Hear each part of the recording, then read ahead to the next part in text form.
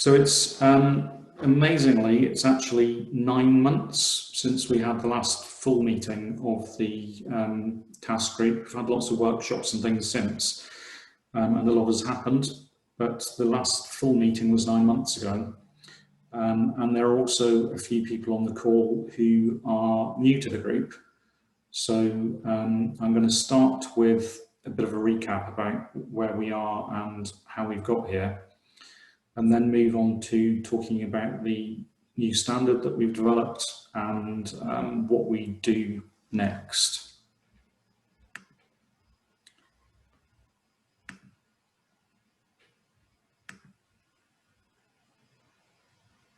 So just to remind you what this is all about, this is the kind of the importance of what I feel that we're doing, which is we're filling in the last piece of a jigsaw that is vital to the industry.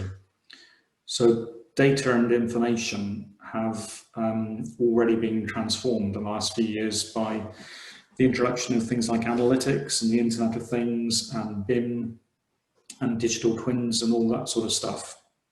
And so data and information are now resources, and they can be manipulated and managed and shared and collaborated on to kind of maximize the value that it's possible to get from them. Knowledge, meanwhile, has remained pretty unstructured and firmly in the past, inconsistent, and it's largely in dumb. Sorry, I'm just letting Anne in. It's largely in dumb formats, sort of digital versions of paper documents that are difficult to even define, let alone to get value from. So we need to bring knowledge up to the same level as data and information to complete that jigsaw. And you can see from the kind of examples of construction knowledge we put on the right of that slide just how crucial it is. Knowledge creates the framework that underpins the whole industry. So it's really been a massive oversight that it's been left out of the whole digitisation programme so far. And when Hackett talks about compliance and competence and the golden thread, that's all knowledge. And when the industrial strategy talks about innovation and productivity, that's all really knowledge as well. So it's absolutely vital that this bit of the industry catches up.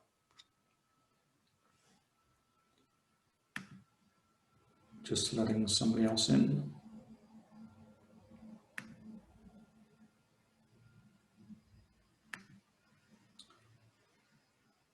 So this was the survey that we published last year, which revealed that almost 40% of practitioners freely admit that they don't have access to the knowledge they need to do their job, which is a bit of a startling statistic. And it begs the question, what are they doing instead?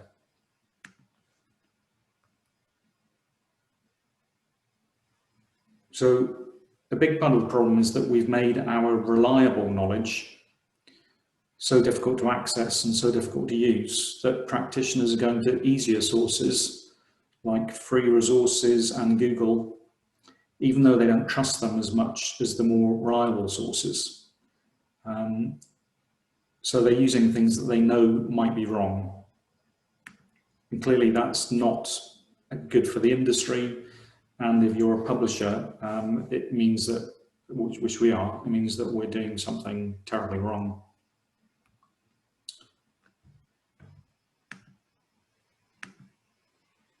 So we created this route map as part of the task group. It's very, very loosely based on the BIM maturity levels. So level 0 is paper documents. Level 1, which is where we are now, is sort of inconsistent, unstructured, dumb digital versions of paper documents. And ultimately, we want to get up to a level 3, which is smart knowledge that can be easily accessed and managed and manipulated, and that we can push to people rather than expecting them to find it. So we're right at the beginning of that journey at the moment, and if we compare that to the BIM journey, the BIM mandate was announced in 2011, and the first standard was published in 2013. It was then another 3 years before the mandate was actually introduced, and it's now 4 years on from that. So BIM has been at least a 10-year journey, and the progress that has been made on BIM has been done with the full weight of a government mandate behind it, and with significant funding, and with an already established market in place. So we've got somewhat of a more difficult task on our hands. But despite that, and despite the interruption of coronavirus and lockdown, we have actually delivered the first part of this journey, which is a standard classification system for construction knowledge. And I think we shouldn't underestimate what a significant step forward that is.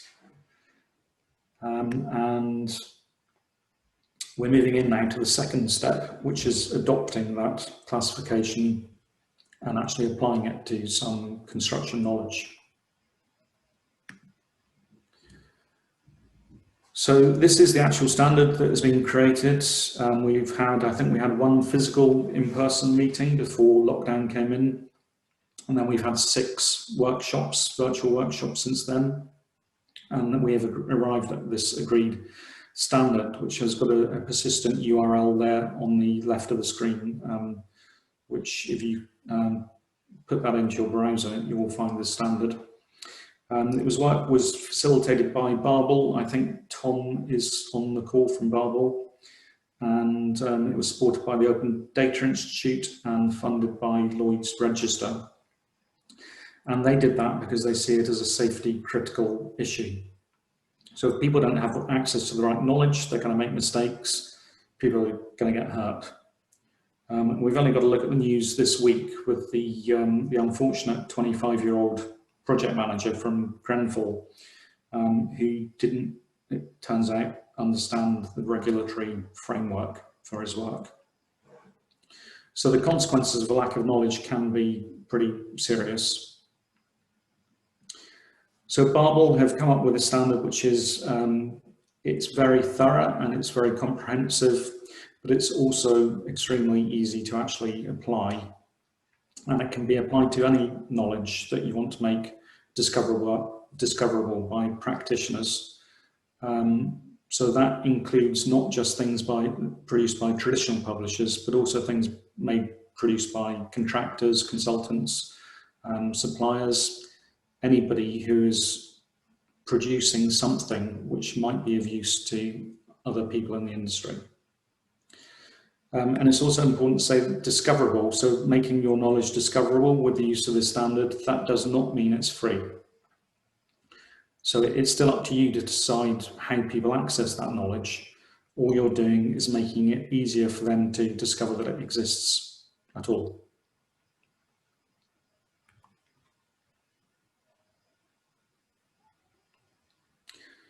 So what the standard does is it creates a structure that makes a whole range of things possible that wouldn't have been possible without it.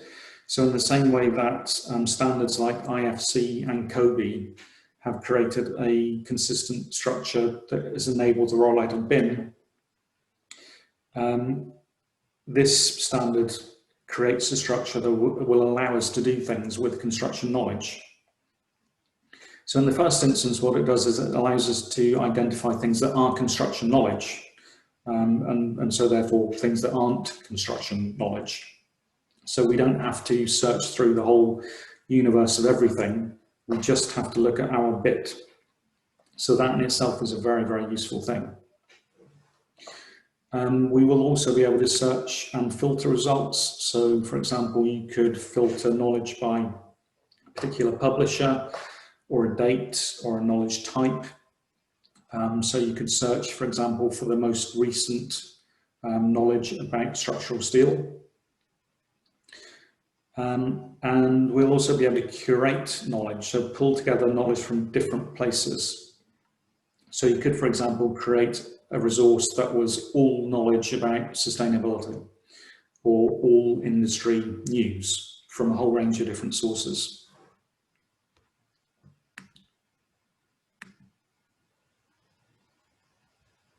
Yes, I will be able to share the slides afterwards. I'm not sure who asked that. That might have been Phil. But yeah, I'll share these slides afterwards somehow. There's also the potential to push critical knowledge to people at the appropriate moment, so they don't have to look for it. So if you were working on something that had a new cross-safety report, it can be sent to you automatically. And then we have the potential for plugins to create tools to add to browsers or to add to industry software. Maybe there could be a knowledge plugin for Revit, for example, that would take knowledge into the practitioner's environment. So again, they don't have to go and look for it. It's taken to where they are. And finally, there's the kind of the concept of knowledge aggregation, automatic knowledge aggregation. So this is called a knowledge graph. And it's the capability to bring together a whole range of knowledge automatically around a particular subject. So I'm sure you've all Googled things and you get this bar that appears on the right-hand side of your search results. So that is a knowledge graph. And what it's doing is pulling together different pieces of knowledge related to your search and compiling them into a kind of an information window about it. And that is done automatically. So we've got the potential to do that with the construction industry as well. So you can imagine a tool where if you searched for something or other, not only would it just pull out construction specific results, it could also pull out images, definitions of what that means, explanations of it, the latest research, news, legislations, and so on. And that can all be done automatically. So the potential, we're right at the beginning, but the potential for this is very significant. But of course, it is only going to work if people actually adopt it. So I guess the question on everybody's minds will be, how difficult is it to apply the new standard? So this is the standard, or these are the fields that it involves. It's a metadata standard that describes fields that you could add to it, for example, to a web page. And other than one field that we've had to develop ourselves, all of these are based on existing standards. So things like the Dublin Core Metadata Initiative, we've got some of these fields from Uniclass.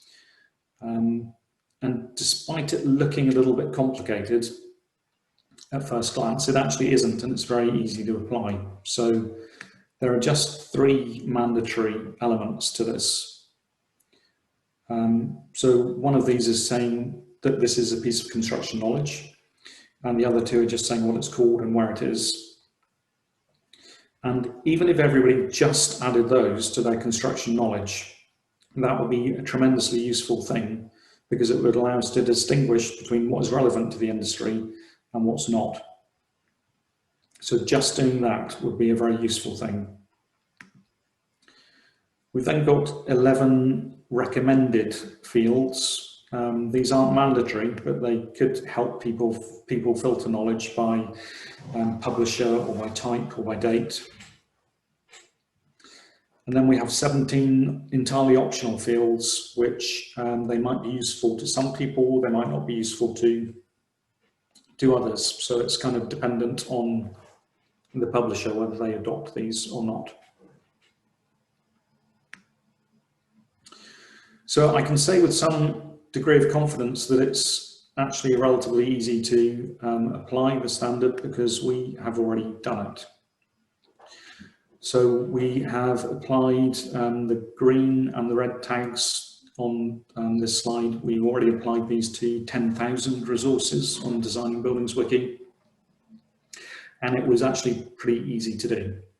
So adding the 3 mandatory fields on the left, that took us 10 minutes to add that to 10,000 resources.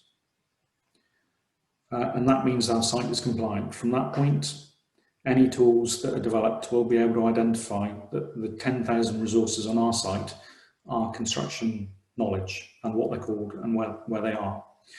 So that's all you absolutely have to do. And even if you did nothing else, this would be a very useful thing to have done.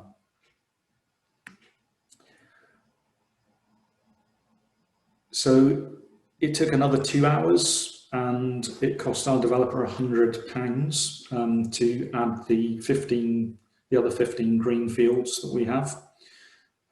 These were all done automatically, and they're all based on existing metadata that we already have on all of our websites. So things like the date created, we already had that. Date modified, we already had that.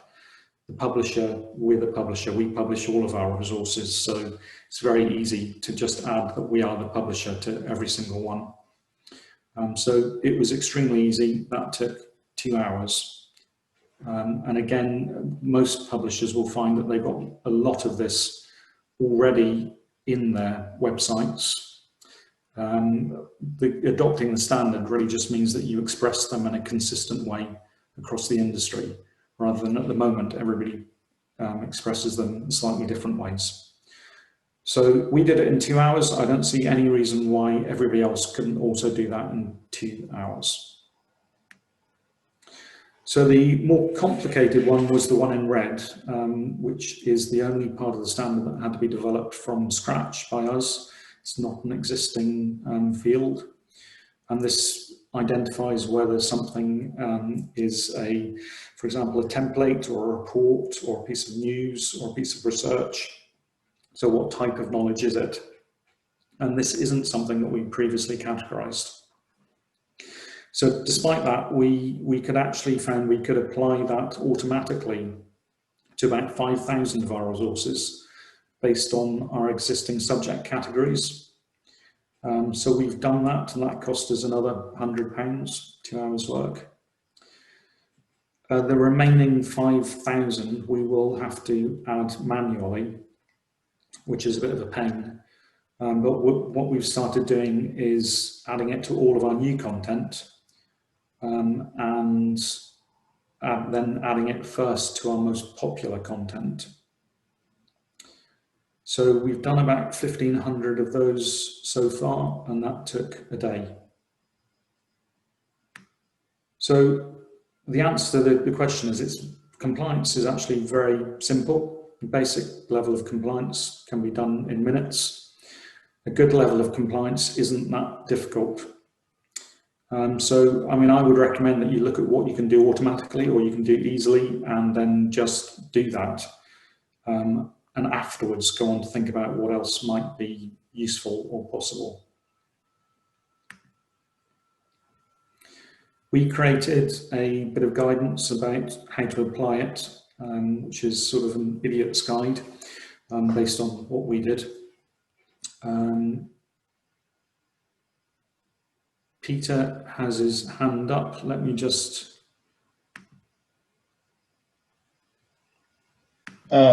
Thanks, Gregor. Just a very quick question. As I heard you saying about how you implemented this in the for the Designing Buildings wiki. Yeah. As you know, I'm an academic. I'm not a publisher. I just want to ask, what does implementing it actually mean? Did you put that information in the HTML source code of the web pages? Is it an XML? Where does this information reside so that we are compliant? Yeah, it just went into the head part of the HTML, so there are just fields that you just add, basically. Thank you. It's extremely simple to do. Thank you. Sorry, and if I might, Gregor, there is templates provided at the end of the standard that spell specifically out how to do it into HTML. So hopefully it's, as Gregor says, easy to use, it's easy to follow, it's not difficult to interpret how to apply it. Yeah, so our developer got it immediately, and as I said, 10 minutes later it was done, so it's not difficult in the slightest. And we created this bit of guidance that explains it all. So if you go to, if you go to Designing Buildings Wiki and search for DCK guide, you'll find our description of how to do it as an idiot's guide.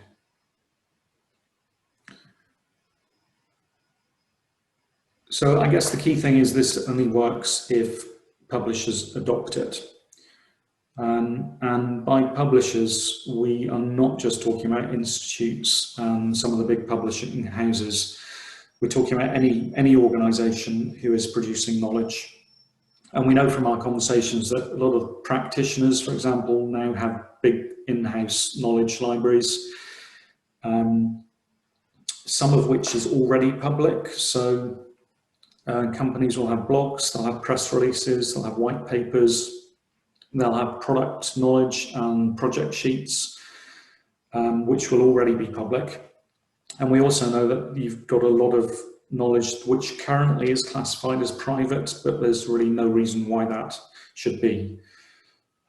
So we're not just talking about traditional publishers, and certainly academic organizations, universities are publishing a lot.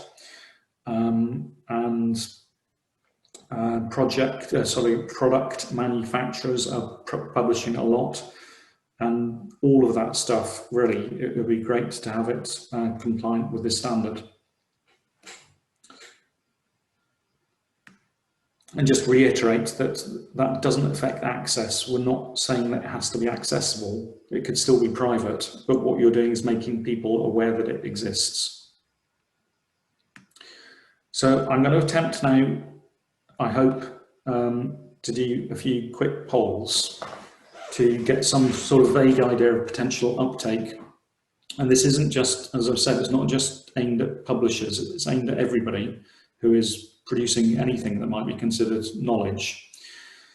I'm not going to hold anybody to any of these polls because I know that some of you, it's not your responsibility to add this sort of thing to platforms, and you would have to talk to other people, and you may be a small part of a big organization, but don't worry about it. This is utterly anonymous. It's just to get a vague idea. So if I can just see if this functions properly.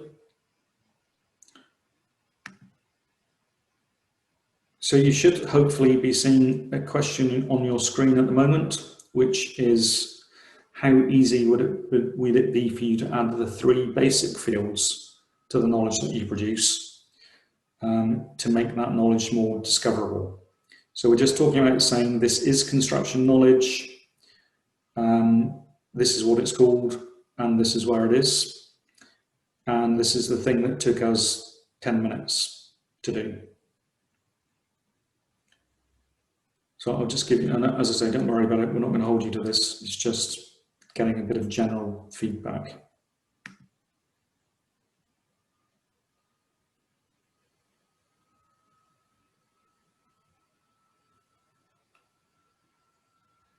Okay, so Carl is saying he's made an Excel tool, that's interesting.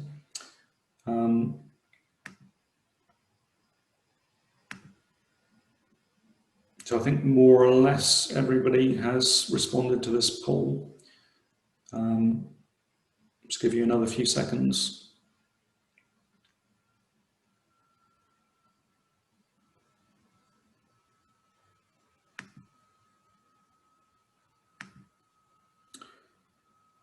So hopefully you can see the results there, which is encouraging. So most organizations think it would be quite easy or very easy to implement the first bit. One not very easy and one very difficult.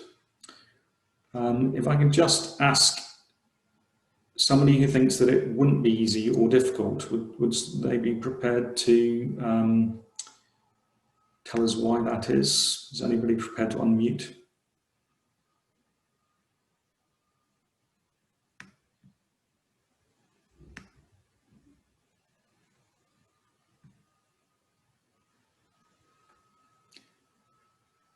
Carl. I did actually, can you hear me okay? Yep. I did actually put down that it would be quite easy, but the reason I didn't put very easy is that to put the HTML code in the pages that hold our knowledge, we're going to have to update our CRM system, which is what generates the HTML.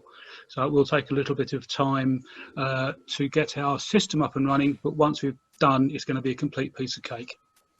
Okay, great. I'm Rory. I'm representing. I work for.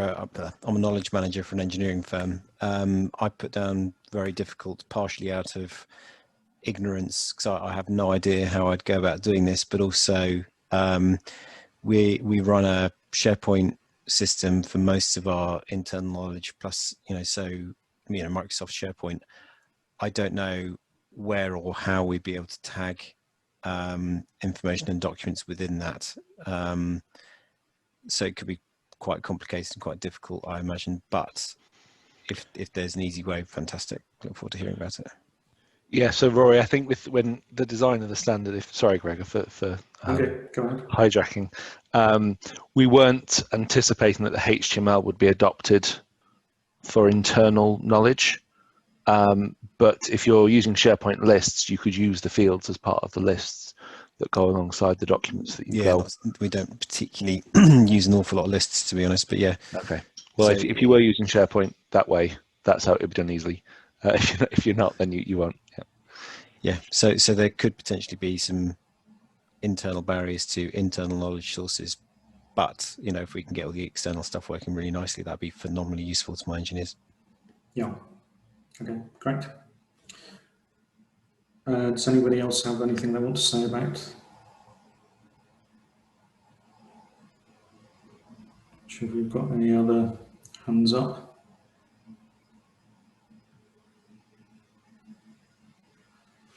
Okay, so I will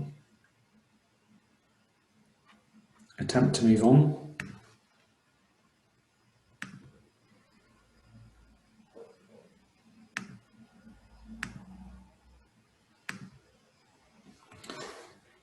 So the next question is, how easy would it be for you to automate? So this is probably a bit more complicated for people to answer, and if you don't know the answer, don't worry about it. But how easy would it be for you to automate the addition of other fields?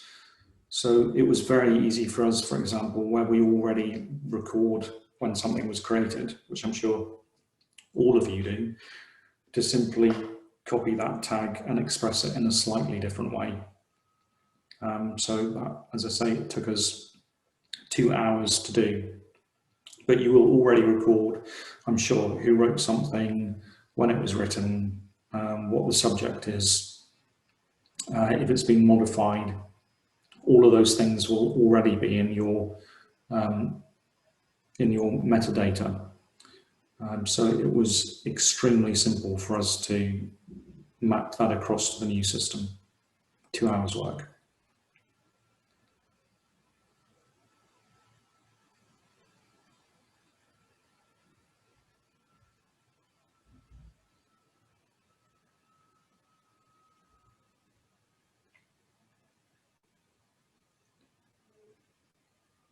I'll just give people a little bit longer to pick an option.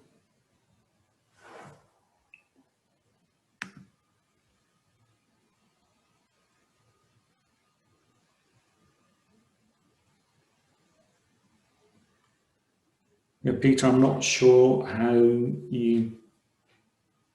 if the polls are not showing up on the web browser. I'm not certain how you do that. I don't know if anyone else has any advice for Peter. He's not seeing the polls on the browser.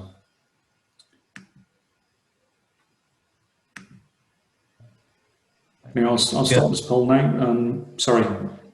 I'll just be a silent observer. Sorry, I missed that. I said that it's fine about the poll. I'll just be a quiet observer. Okay, all right. Well, I'll just end this one and share the results. And again, you can see pretty positive results. most people will think it would be very easy or quite easy. A few more not very easy, and it is a tiny bit harder, but it's something that really a developer or whoever runs your software or your website ought to be able to do without even blinking. But again, if anybody has anything they would like to say about that, about why that might be easier or less easy for them to do, then go ahead, let us know your thoughts.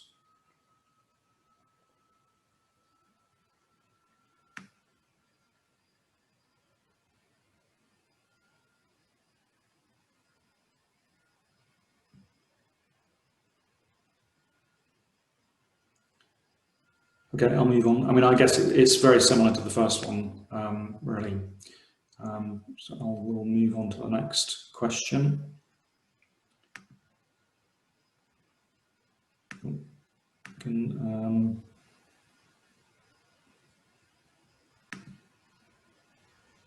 Move to question 3. So to what extent would you be able to, or be prepared to add manual fields in the way that we've had to? So there's that one field in particular that we've had to do manually. It's a bit of a pain, but it's quite important, and some of it we've been able to automate it. And it's obviously it's quite easy to apply it to new things once the system is set up. Just when you create the piece of knowledge, you add it in the same as you would to anything else. It's a bit harder to reapply it back to existing knowledge because that takes a bit of effort, but we applied it to the most popular things first. Other existing knowledge is going to take us a bit longer.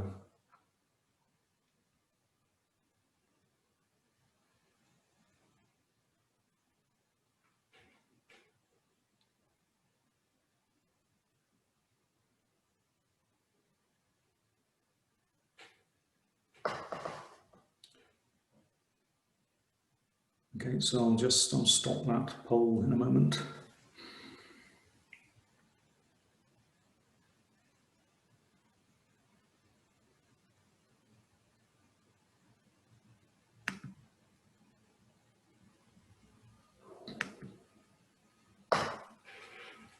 So hopefully you can see the results of that one. And I have to say I find that quite encouraging. I had expected a more negative response, and maybe I've talked it up too much, but I think that's very positive that people seem quite prepared to do things, even if they're going to be maybe a little bit more complicated. So that's a positive result. So one final question, which is, if you were going to do this and start applying the standard, when ideally do you think you would be able to start that process? So is it something that you could start immediately, or something that you do in the next 3 to 6 months, 6 to 12 months later? When you upgrade your systems, which is something that people have said to us in the past, is it might be difficult to do now, but if they have an upgrade due, they might do it then, or never.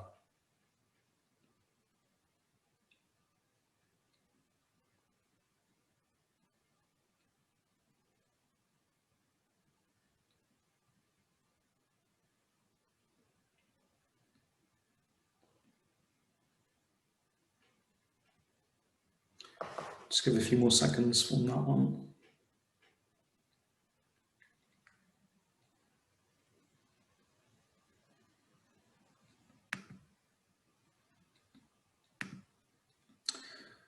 And hopefully you can see the results there. So again, that is quite encouraging. So that is, if I can do my maths, that's about 50% think that they could do it in the next 6 months, which is very encouraging. So that's all good news. I'll just stop sharing those results. I don't know if anybody's got anything to say about the timing and how easy that would be for them to do.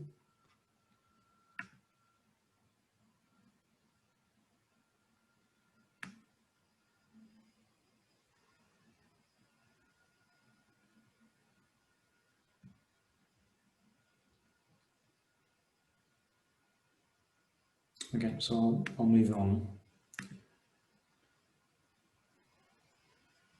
So another important element of this is promotion. So at the moment, the standard is not very well known about. So somebody could easily develop a knowledge resource, or they could launch a new knowledge management system in the industry and be completely unaware that the standard exists at all.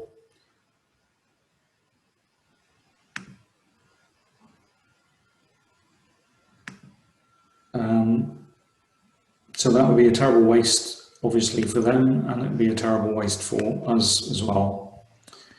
Right now, it's basically just members of this group that are aware that we've. Sorry. Hi, it's Roy here. Hi, Roy. I think that it's one of the classic chicken and egg things that we've now got a really useful schema that starts to allow the opportunity to put all of these different resources in one bucket so that users can start to access it. And it is going to be one of those things that while it's on paper and not being used, it's less attractive to people. Whereas when you actually have something tangible that's a usable system, then that becomes really quite exciting. So, and what you did with the prototype site before, where you just showed how easy it was to do a search of, you know, all of the different institution sites using a Chrome browser was fantastic. I suppose to get this to sort of take off would be to start to show the prototype of what you've done, and maybe see what other, you know, if we can have one or two other pilot resources that we could start to absorb into there that could be really useful, that are out there in the public domain. I mean, it might be interesting to see if there are some simple things like, you know, can we index what's on BSI, for example? So all of BSI's standards and codes are likely to be of a single type, and the publisher is known. So could we get a couple of sites in there into some kind of working prototype so that people then start to see its potential? I think that would be the way to make this real and tangible. And I think as soon as people see that, they'd all start latching onto this idea. But yeah, I think that's a good point. And it's one that I'll come on to a little bit later on as well. But so I think that's very valid. I think right now, in terms of promotion, what we need to make sure is that somebody isn't doing something that would benefit from this simply because they don't know about it. So we know that there are people out there who are developing knowledge management systems right now, or are upgrading their systems. And do they even know that this classification exists, that they ought to be adopting these tags, that it's something that they will be able to use in the future, so they should set themselves up for it. So I suppose the question would be what bodies in the construction industry would help us promote these, where we'd get to exactly the right person. So for example, the Chartered Institute of Librarian Professionals exists, but that's more about, I believe that's more about public libraries rather than corporate librarians. So and you know, is there a particular place where any sort of organisations people are aware of like that would be more appropriate, that we could really push hard on communication with, where they already have an existing knowledge base of people? Yeah, we've got a few. Sorry, go ahead. The UK BIM Alliance has a very wide reach across the construction industry. They're talking a lot about the digitisation of data and information, and I think this actually squares that circle very nicely. They're probably not that aware of this at the moment. CIBSI are an affiliate member of the UK BIM Alliance, so we'd be happy to promote it with them, and we can push it out in their messaging. Yeah, that would be great. We've actually had some, thank you, Carl. We've had some conversations with Sarah Davison, who I was hoping was going to be on the call, but I don't think she is, who is from Nottingham University and the UK BIM Alliance. So we're actually going to set up a meeting with the UK BIM Alliance to take them through this, just so they are all aware of it in the next few weeks. On that, we're sort of suggesting, we're using the analogy that this is similar to Uniclass and Kobe in some ways. Do we want to try and promote it through them, or even formalize that relationship as a wing of that, perhaps?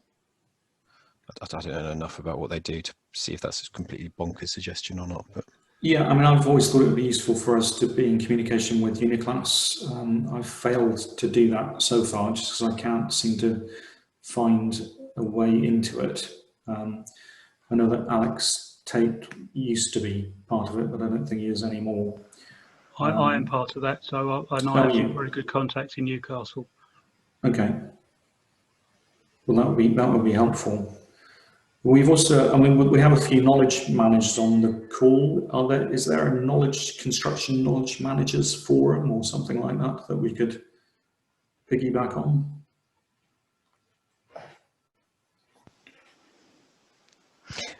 I'm aware of, I mean, I'm in contact with a smallish group of London knowledge managers. I wouldn't quite call it an official forum or anything.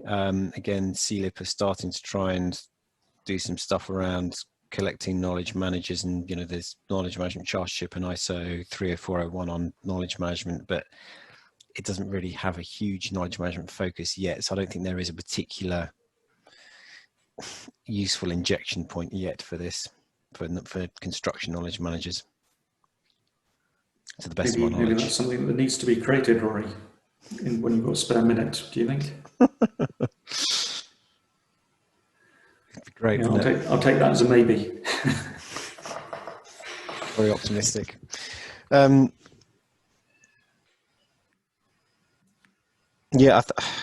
think if we could get this to be, I mean, because Uniclass and these sort of standards are becoming better adopted and better known, and the sort of people likely to be interested in those. I think if we can get into those channels, that'd be a really great start, and then that publication would probably help get the communicate, if we can get it through their magazines and into that sort of sphere of discussion. That might be good in. Is there such things as an institutional? Because I mean, ultimately, a lot of this, I think, if we were to focus on external resources to start off with, then are there any sort of institution bodies, any coordination between like CIBSE and BRE and UKGBC and all that kind of stuff, or those sort of organisations? There's the Construction Information Council. It's got a good name. That's most of the big institutions within construction, although getting stuff through there is a different matter entirely. It is challenging, yeah. So I think Anne on the call, Anne is part of the Construction Industry Council, but I know they have their own agenda really. It's quite difficult to get things inserted into it. So I sit, I'm an advisor to the Construction Industry Council, rather than the Construction. I also sit on the Construction Leadership Council. I mean, the Construction Industry Council was quite at the forefront of some of the original BIM guidance, and did get a reasonable amount of consensus of the professional bodies in that. But that said, that was quite a well-funded project. And so I guess, sort of consensus led from that to some extent. I mean, the problem with the CIC is they touch a million things, if you know what I mean. So information in itself, whilst it would be on the agenda, wouldn't be that high up. I would think that the best way would be for the CIC to endorse something. So if there is a construction information group, then I think what the CIC could do would be to use its sort of, I don't know, coordinating power, because all these institutions are members of the CIC. The CIC is sort of like an overarching body. I guess that they could certainly use their influence to encourage the institutions to take it seriously, if you see what I mean. But I don't think the CIC themselves would have the resources to push it out. Yeah.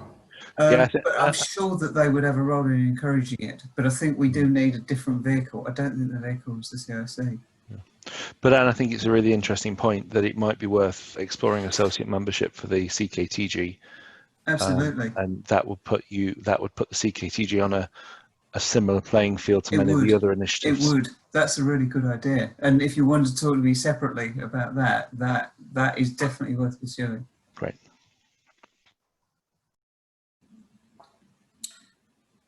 Okay, so but if people can just have a bit of thinking about any ways that they can get this out there a bit more. We've written a few articles. I know that Tom has as well. ECA and CAT have published articles about it.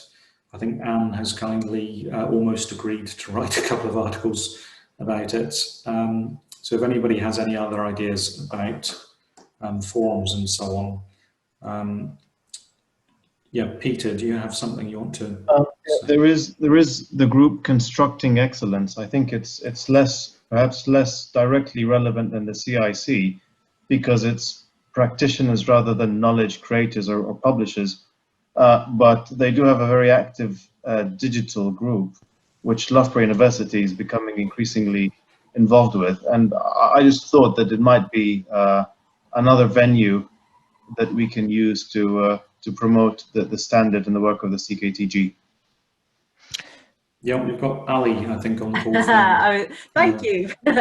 Thank you for that. Yeah, absolutely. I have it on our comms person's list to actually promote the CKTG in our newsletter that's going out early next week.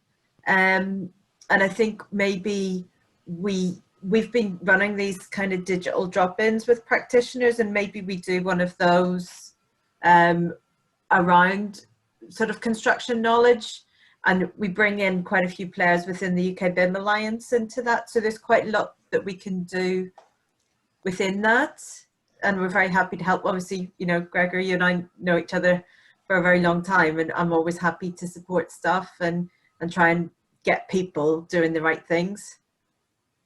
I think many of my academic colleagues at Loughborough will be very, very interested in that. Mm-hmm. Okay, that's really helpful. Thank you. Richard, did you have something you wanted to say? Only, you know, obviously I'm here as representing the Institution of Civil Engineers, just sitting in and listening to this for the first time. I think it came, I think Debbie, who's online with me, passed me some news about a week or so ago, and I quickly looked at this CKTG, and as I said, I think that's where I got the invite from. Now, we usually, you know, words kind of dictated by our members, and we have expert panels.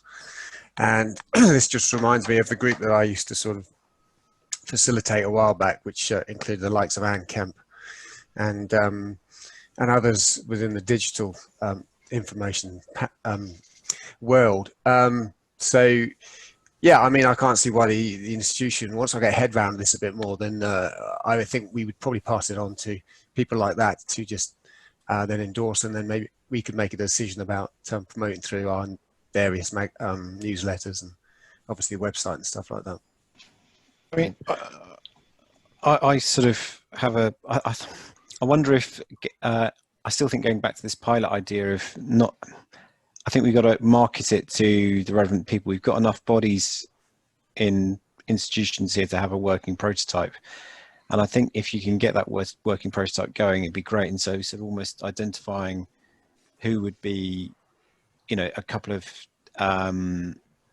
bodies to get into that first sort of version that people could use to just really understand it. And so I was just off the top of my head, I mean, if we could get, you know, I3P in, for example, because they are resourced to provide members with loads of, you know, great resources from government-led projects, or, you know, and other institutions involved, of course. But if there are one or two places that have really good, large, rich resources that we could use, I think rather than try to just sort of do an advertising mail shot and see who bites, to see if we can just get a really rich couple of data sets in into this, I think that endorsement will be the thing that advertises it really well. Yeah, I mean, so we will come on to talk about that in a minute, Rory. I mean, that is the next thing to talk about. I've got to go pick up my kids in 5 minutes, I'm afraid.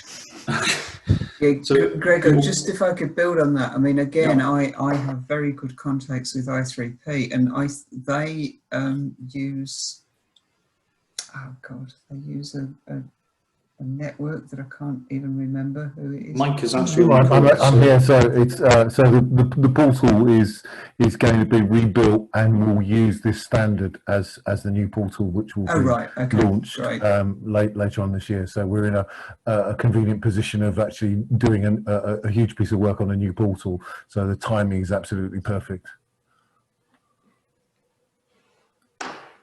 Okay, so I mean, I think at this stage what we're just trying to do is make sure that when, for example, i3P developing a new portal, they're aware that this exists, so they don't accidentally develop a portal that doesn't adopt it. And I think that's the kind of the level of promotion we're looking for at the moment.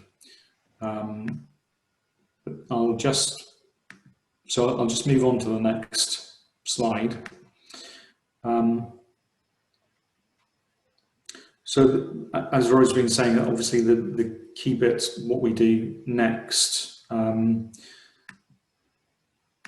that is the developing the tools that actually make use of this thing. The standard's of no value to anybody if it's not got anything that can use it.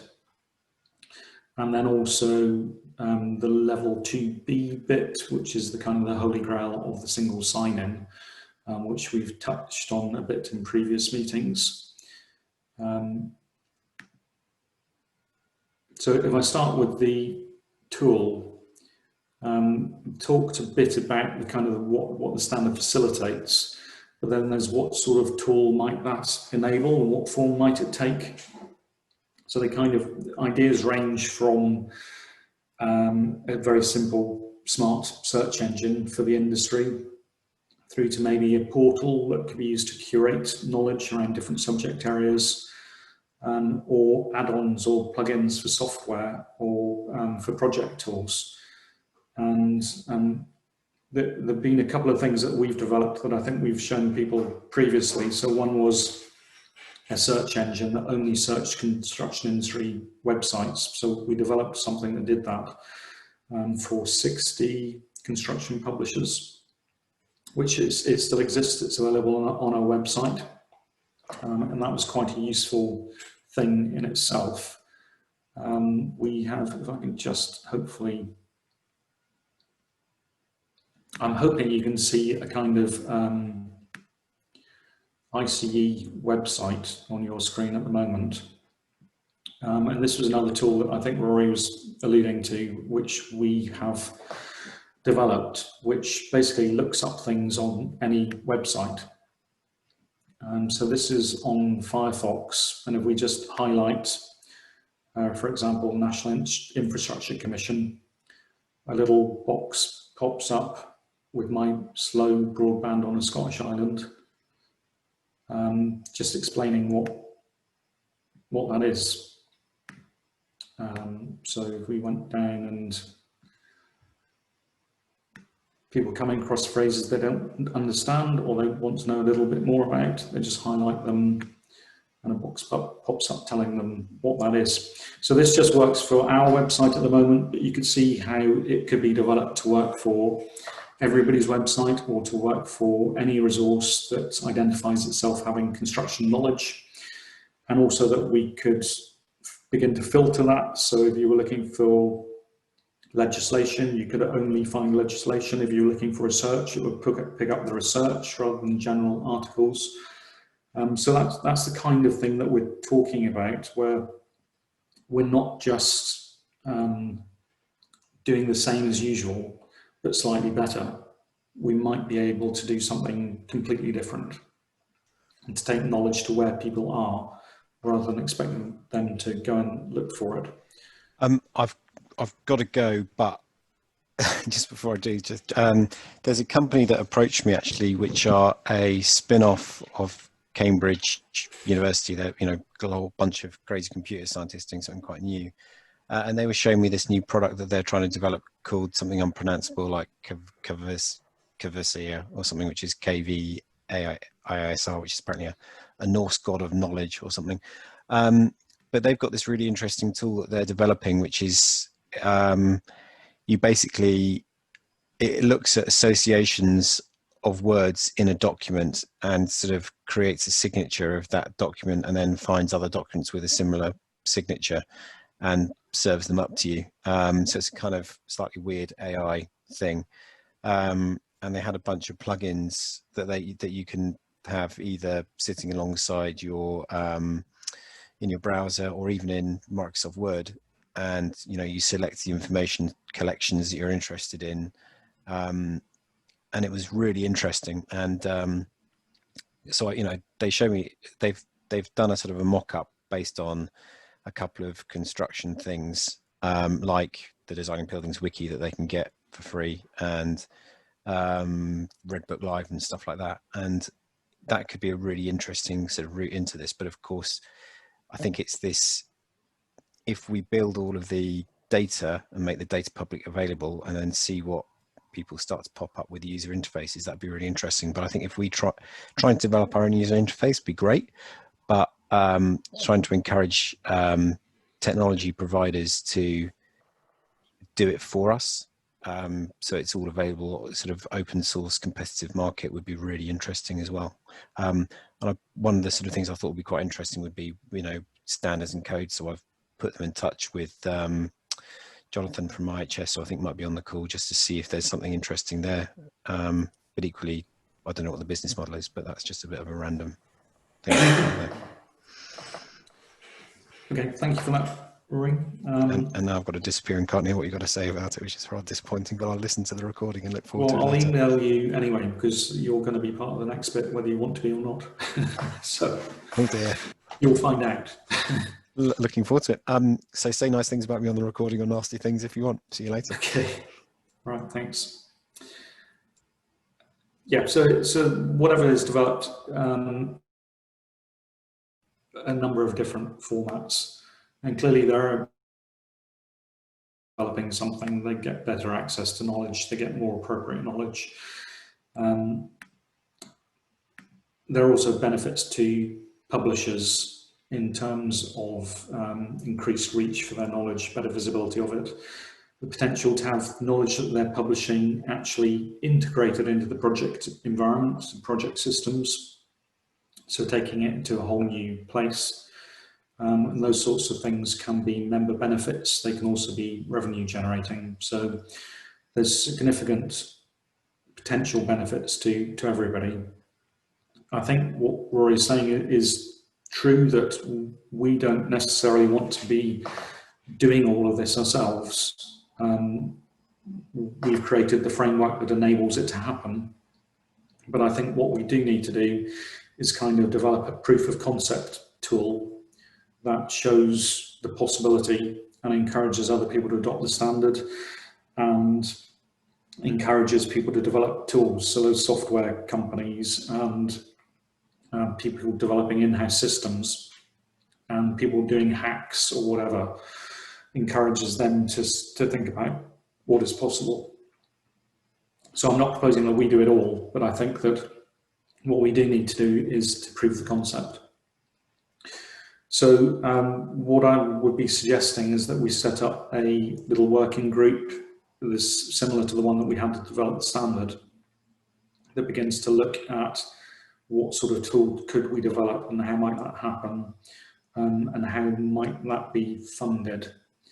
I know that there are various funding streams out there, which you would hope one of them was appropriate for this.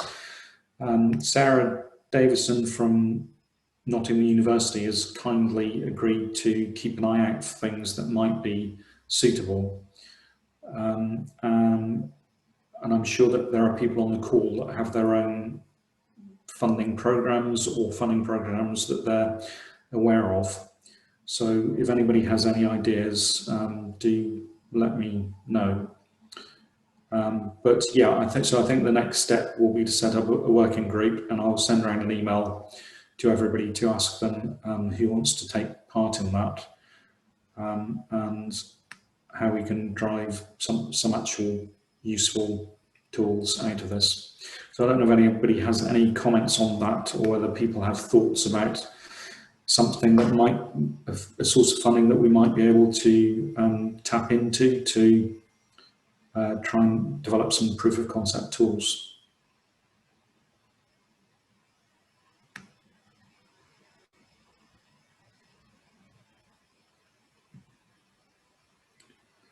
Yeah, Peter.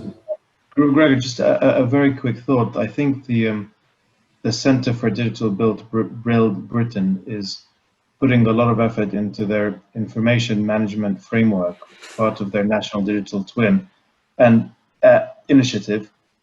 And I wonder whether we can position what we're doing as complementary to that, and whereas all that stuff about digital twins is to do with project-specific knowledge, and we touched upon this today, we're more about abstract construction knowledge, which may or may not be linked to a project, but is kind of abstract construction knowledge.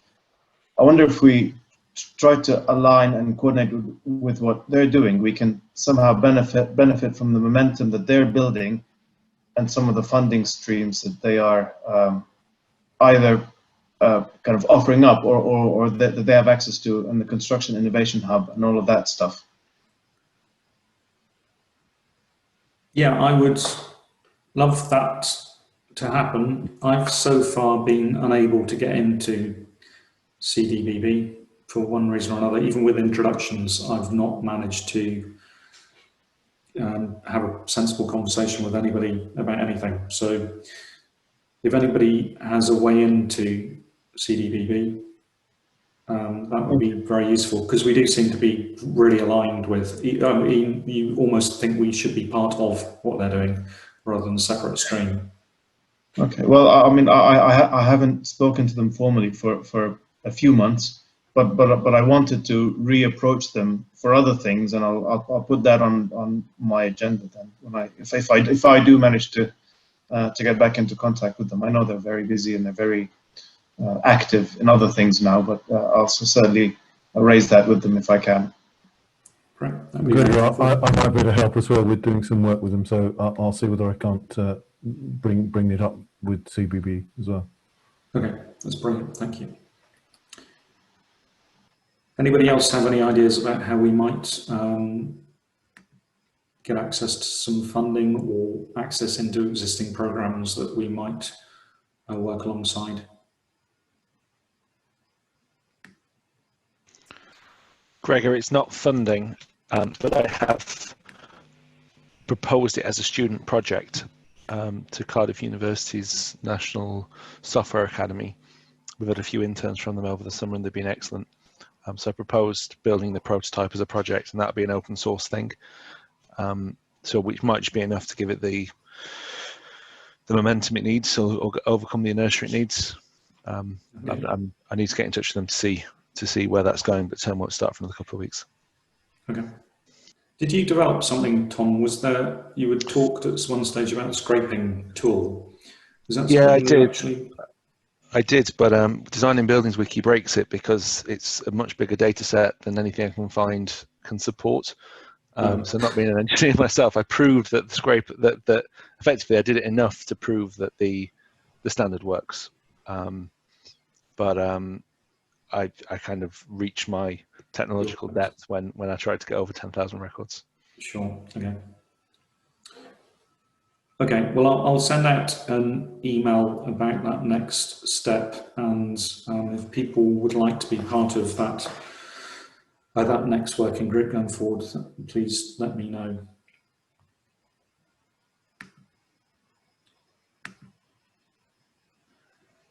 So the next thing to consider is the single sign-on, which is something we've talked about before. When we did the survey last year, forms and cost and time, which are all related, were identified as very significant barriers to people accessing knowledge. And that's because practitioners, they don't all have the time, and they don't have the patience, and they don't have the range of memberships that they might need. to be able to log into and out of multiple systems in the hope that they might come across what they're looking for. So they Google instead, which, you know, even when they've paid for subscriptions, and then they end up using something that they don't trust, even though it might be wrong. So there was this idea of, could we create a single sign-in for the whole industry that would allow people to log into all of their systems through one, you know, just do it once you're in, you're in. And it's not impossible. It's something that already exists in some sectors. It's something that already exists in universities, for example. So when students join university, they get an email address that gives them access to all sorts of different things. So it can be done. And if we did it, we could avoid some of that sign-in fatigue that I know that all parts of the industry suffer from. It would help create or facilitate more flexible subscriptions and memberships. Some of the institutes and the publishers, they could present that as being an additional membership benefit. So if you join us, you also get access to something else. And ultimately, it enables level 3 of our route map. So if we want to be able to push knowledge to people, if we want to be able to personalize knowledge for people, we have to know who those people are. So at some point, we're going to have to tackle identifying people. So I guess the question at this stage is really, you know, we put it into the too difficult box before because it affects people's business plans. There are potential conflicts in subscription models. So some are corporate, some are individual. Some allow a number of users, you know, a limited number of users, or they allow access to 3 pages free and then the rest isn't free. So it's very difficult to square that circle.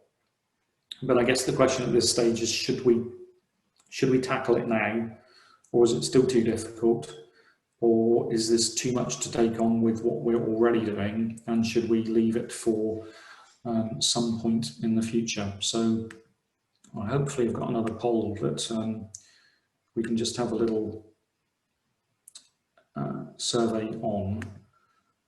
So hopefully you can see that. Do you think that we should try and tackle a single sign-on now, or at some point in the future, or never?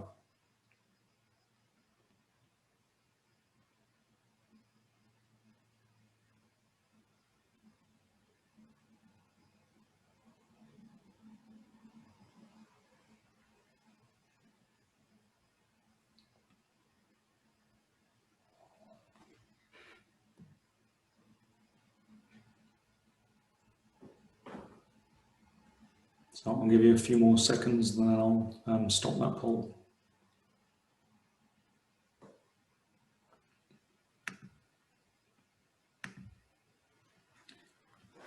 So hopefully you can see the results of that now. So a third for now and 2/3 for later. I don't know if anybody wants to speak up about why they think we should do it now or why we should do it later. Nobody's saying never, which is good, but does anybody want to share their views on why they think now or why they think later?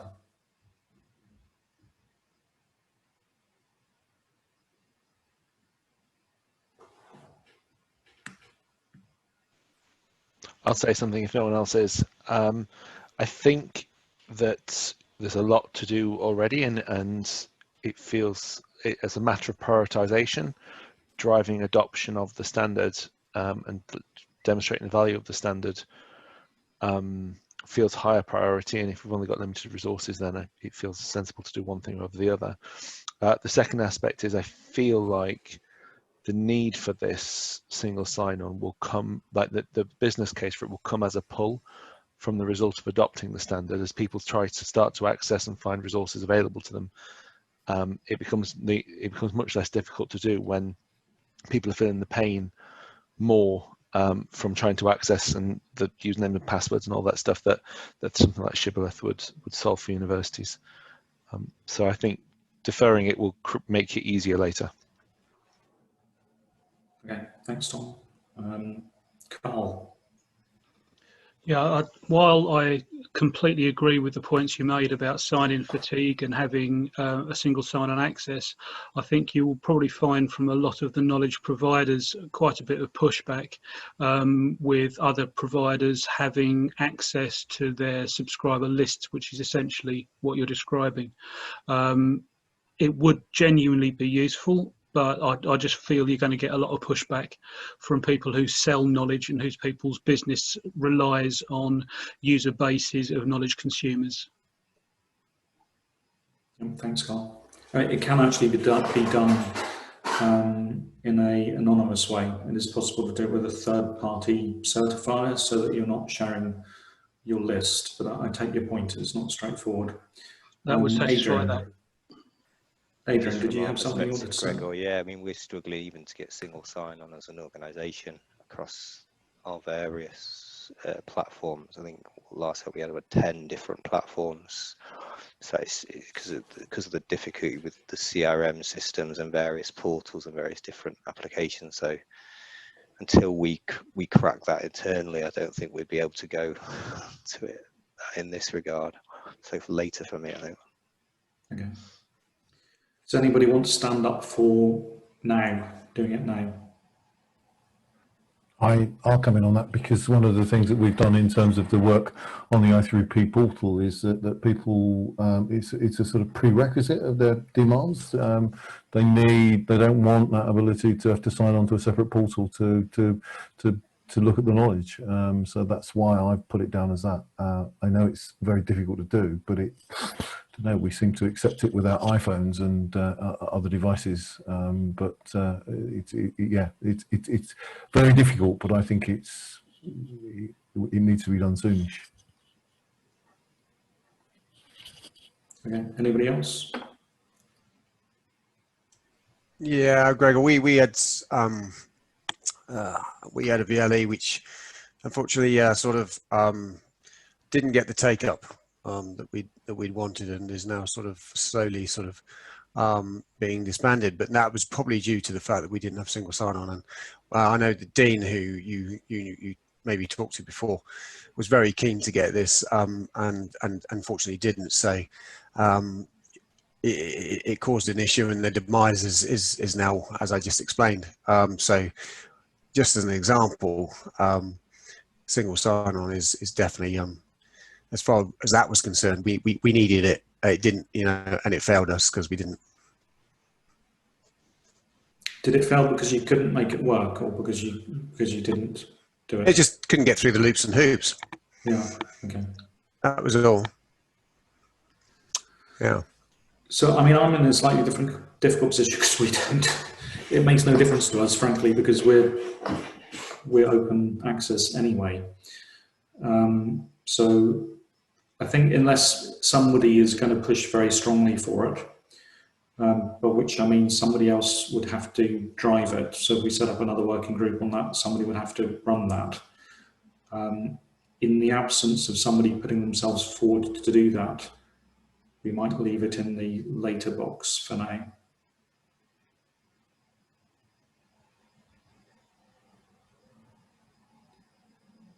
So I don't hear anybody leaping forward, but if anybody thinks about it and wants to come back to me, drop me an email and we can think about it some more. But otherwise, I think we'll leave it in the later box.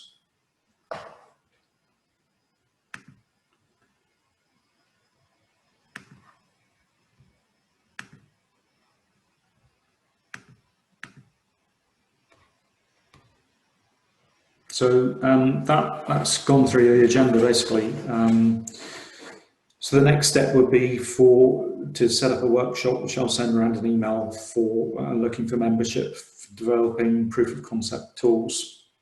And then we'll have a first workshop to try and begin to scope out what that might be and how we might fund it.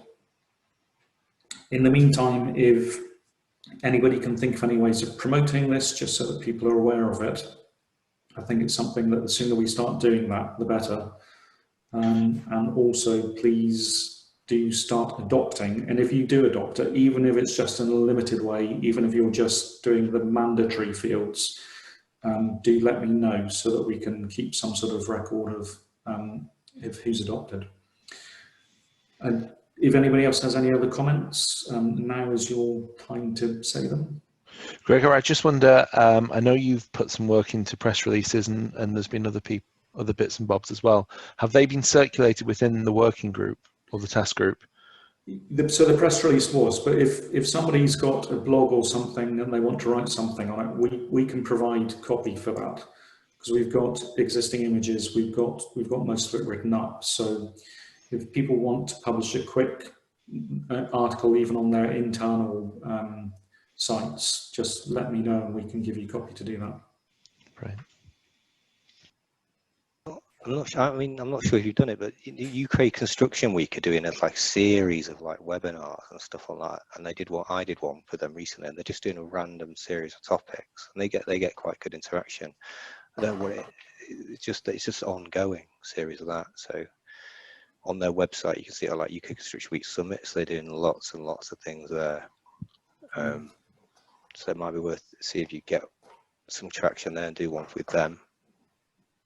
Yes, and we fit into the random category. No, but I just mean like they're just doing so many different things, and it's just like they obviously get huge traction with it. They basically just interview for that. So it's just I thought I did one, and we got a fair few hundred on it, and we just talked about like knowledge basically. Great. I mean, it sounds, Adrian, if you know someone there that you can make an introduction, talking about the work of the task group and the standard, and just telling people that this work is going on would be, it'll be really valuable, I think. Yeah, let me see if I can find it in my emails. Who it was I spoke to. Tom, I'll look. Thank you.